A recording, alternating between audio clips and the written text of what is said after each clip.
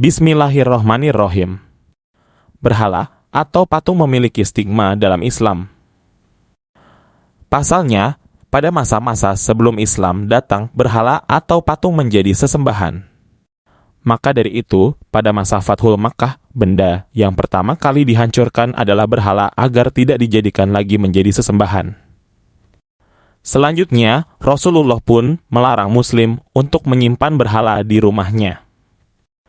Hal ini tidak lain tidak bukan adalah bentuk preventif Rasul agar berhala itu tidak dijadikan sesembahan. Para ulama memaknai jika patung di dalam rumah tidak untuk disembah maka diperbolehkan atau mubah. Lalu sejak kapan patung atau berhala menjadi sesembahan dalam sejarah Arab? Dalam hadits riwayat Imam Al-Bukhari dijelaskan bahwa berhala menjadi sesembahan pertama kali adalah pada masa Nabi Nuh. Pada masa itu, kaum Nabi Nuh telah memiliki berhala. Bahkan berhala tersebut telah tersebar di kalangan orang Arab yang dipusatkan di setiap kaum. Artinya, dari Ibnu Abbas bahwanya berhala-berhala yang dahulu diagungkan oleh kaum Nabi Nuh di kemudian hari tersebar di bangsa Arab. Wad menjadi berhala untuk kaum Kalb di Daumatul Jandal.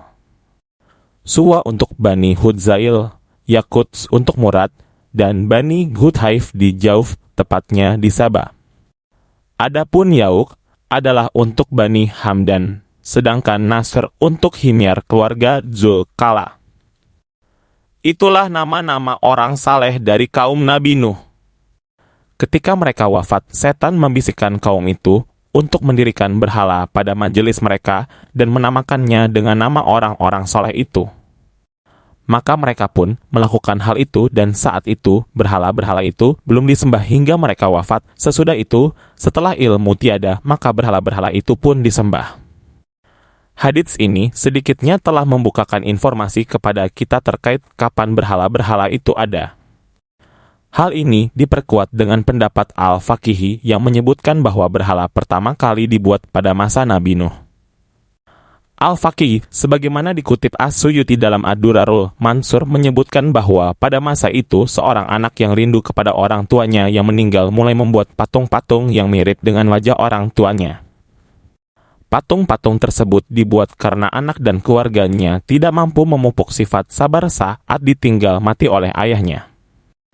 Ketika rindu, anak-anak tersebut memandangi patung-patung yang mirip orang tuanya tersebut hingga keturunan itu meninggal.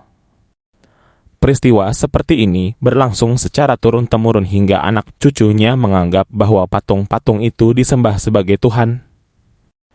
Berhala pertama kali muncul di masa Nabi Nuh alaihi salam. Karena ini, pulalah Nabi Nuh disebut-sebut sebagai Rasul pertama di dunia. Pada masa Nabi Adam hingga masa Nabi Nuh umat manusia menyembah Tuhan yang Esa, menyembah Allah yang satu. Mereka tidak kenal patung, berhala, dan semacamnya yang mereka faham Tuhan itu tidak nampak dan Tuhan itu Esa. Keyakinan umat manusia masih murni dan lurus ketika itu. Hingga pada masa Nabi Nuh alaihi salam hiduplah 5 orang solih yang sangat giat beribadah.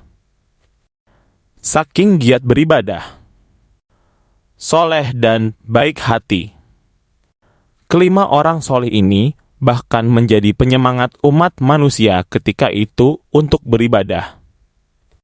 Dan juga karena kebaikan kelima orang inilah kemudian masyarakat sekitar sangat mencintai kelima orang solih ini. Kelima orang solih ini bernama Wad, Suwa, Yahuds, Yauk, dan Nasr. Mereka adalah pemuka agama ketika itu. Dan Wad adalah tokoh yang paling tua dari keempat lainnya. Setelah kewafatan kelima tokoh pemuka agama yang solih ini, semangat ibadah dan iman mereka mulai menurun. Karena dulu kelima tokoh ini yang menjadi penyemangat mereka dalam ibadah.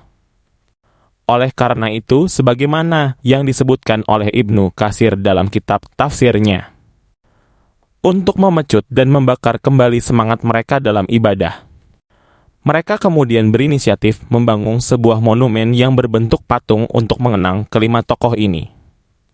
Ibnu Abbas mengatakan setelah kelimanya wafat, orang-orang berkumpul di dekat kubur mereka dan membuat patung-patung menyerupai kelimanya. Ini poinnya.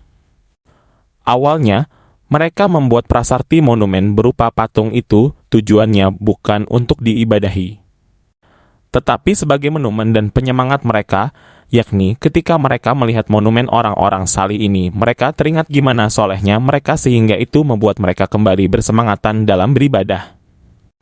Kapan kemudian monumen itu berubah menjadi sesembahan? Yakni ketika orang-orang awal yang membangun patung itu telah wafat. Generasi-generasi awal membangun prasasti itu sebenarnya sebagai monumen, kemudian mereka wafat. Lalu generasi berikutnya kemudian merubah cara pandang itu. Dari yang sebatas monumen menjadi berhala sesembahan. Inilah awal mula rusaknya keimanan manusia dari menyembah Allah menjadi menyembah berhala. Karena itulah Allah mengutus Nabi Nuh alaihi salam untuk meluruskan ajaran ini agar kembali menyembah Allah yang esa.